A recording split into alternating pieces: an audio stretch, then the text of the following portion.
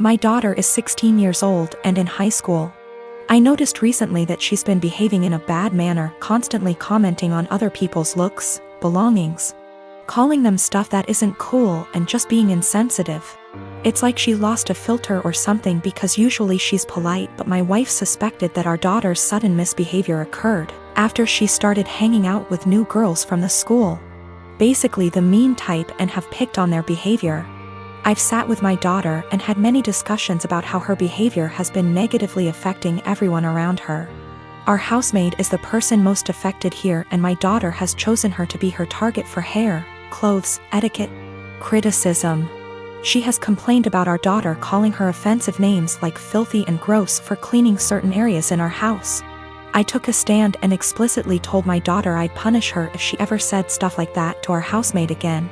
Last week my daughter had a party to go to. Earlier that day she called our housemaid filthy, so I grounded her by not letting her go to the party. She threw a fit and called our housemaid a liar, saying she never called her that. That was the end of it. Days later my daughter came to me saying she couldn't find her iPhone after looking everywhere. She asked me to call her number and I did. My wife and I were stunned to discover that the iPhone was ringing inside our housemaid's bag.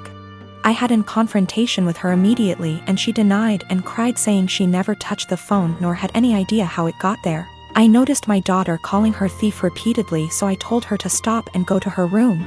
I checked the indoor camera before continuing the argument and saw my daughter place her iPhone inside our housemaid's bag. I was livid. I apologized to the housemaid and gave her the rest of the day off. I then showed the video to my daughter and she was absolutely speechless. I said what she did was immoral and straight up offensive to tamper with that poor woman's livelihood over a petty party she couldn't go to. I told her she was grounded and will have to spend the night in the backyard. She is a germaphobe. But she cried, begging me to not make her sleep with the dirt, insects, and hot temp. I refused to discuss it or I'd make it 2 nights. My wife said I should go easy on her, but I said calling people filthy and accusing them of stealing wasn't okay. In fact, it was the absolute worst. I then went through with my punishment. The reason I chose this punishment was because of the fact that my daughter says she is a germaphobe and used this as excuse to insult others' hygiene and appearance. Our backyard has dirt and bugs in it, and this kind of things get her uncomfortable, but other than that the backyard is 100% safe. Me and Sil, Daisy, have been friends since high school, 15 years ago. I started dating her brother, Dan, when we were all in college. Daisy married Matt sometime after I married Dan 10 years ago. Matt and Daisy wanted a baby and starting trying right after marriage, but they were having a lot of trouble. I am talking multiple failed IVFs, multiple late-term miscarriages, one of which was a stillbirth. The struggle went on for 7 years. I have helped her immensely through everything, financially and emotionally. Matt is unsympathetic sometimes. He behaves as if it's a batch of bad cookies and immediately guilts her into trying again. So, it always was up me and Dan to take care of her. Despite many talks from me and Dan, she remained married to him and kept trying again and again. We have had many offers to leave the state / country for a better job, but didn't because we were scared to leave her alone. 3 years ago, I got pregnant. We broke the news gently to Daisy one day. She got real quiet and then asked us to leave. Later, she sent me an email saying she doesn't want to see me or Dan anymore and that this is all too much.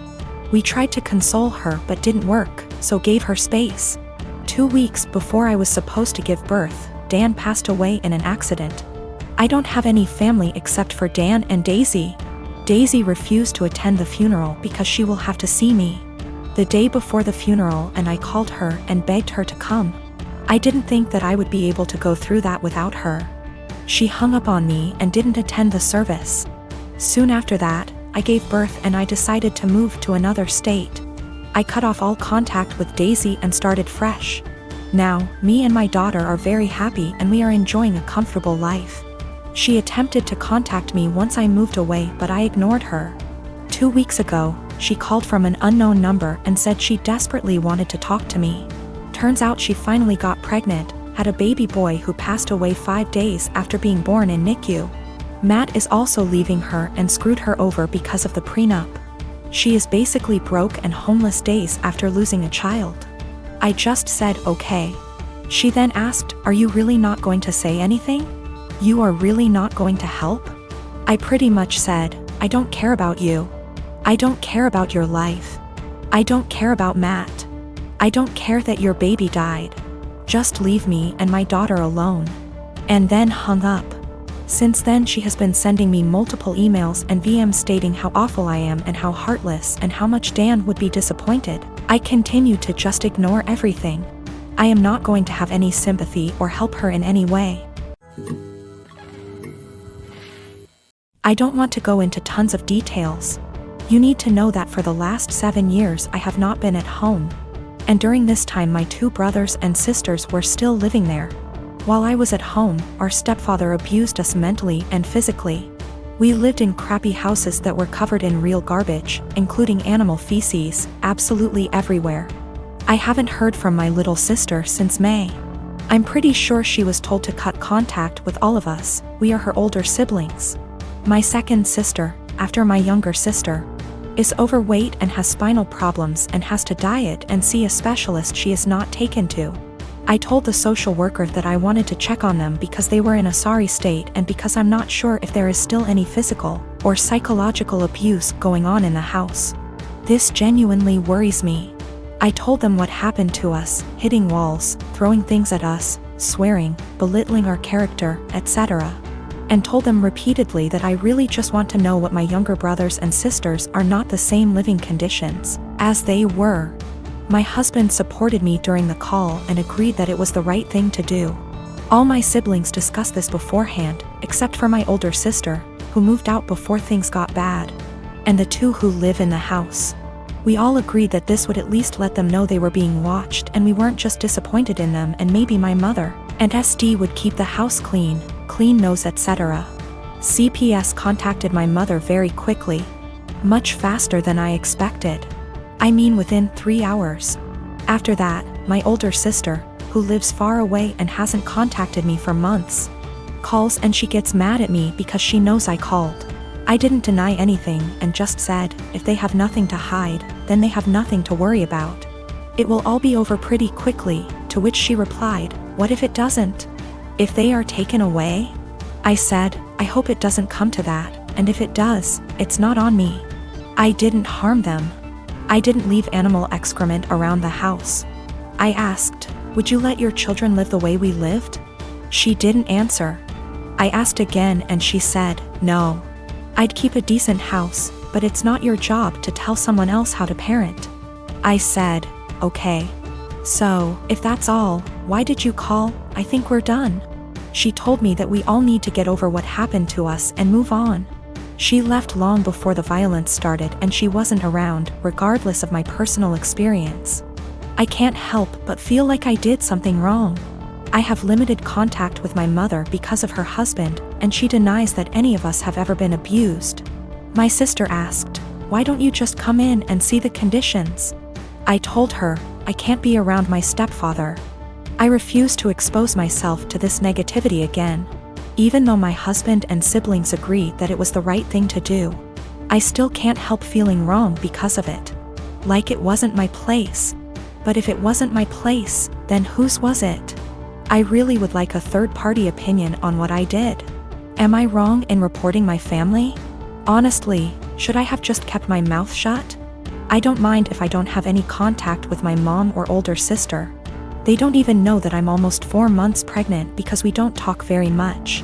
So the possibility that I'll never have a real relationship doesn't bother me. What worries me is that I don't know if I was right.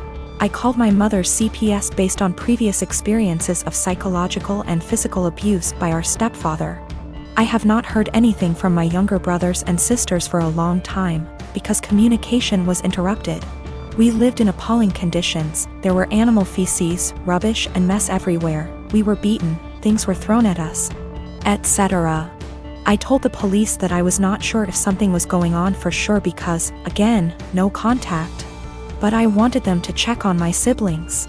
Was I completely out of sorts? Yesterday, I wanted to surprise him by cooking one of his favorite meals, and although I was busy, I took time off work to cook. I even went grocery shopping to get what I needed. Later, as I was setting the table, his mom called. I told him he didn't have to answer, but he did. Like usual, she asked what we were having but acted surprised that I cooked this meal. She then went on to tell him she cooked meal and told him to come over. He said okay, which shocked me. I said, seriously? As he started dressing up getting ready to leave.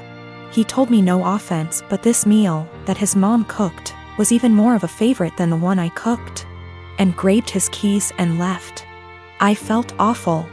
I took his plate and threw it out, then ate my portion.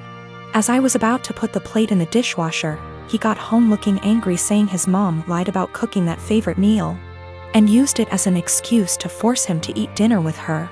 I was shocked, but he sat down telling me to go ahead and reheat dinner. I told him no dinner after he abandoned it.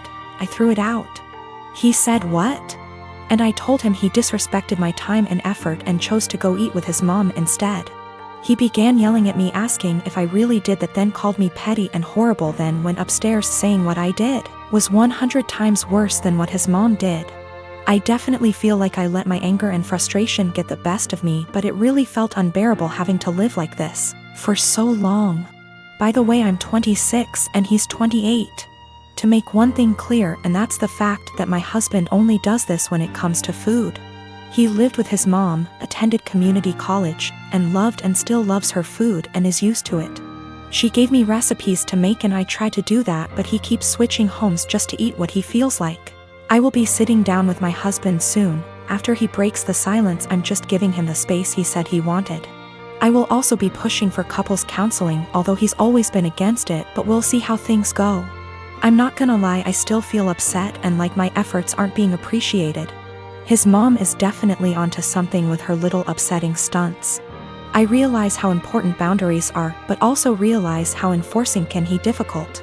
I'm hoping and praying that we will tackle this issue so that our marriage won't suffer. But if he's still somehow unable to do his part, then that's on him, and I'm no longer willing to go through similar stuff and just take it.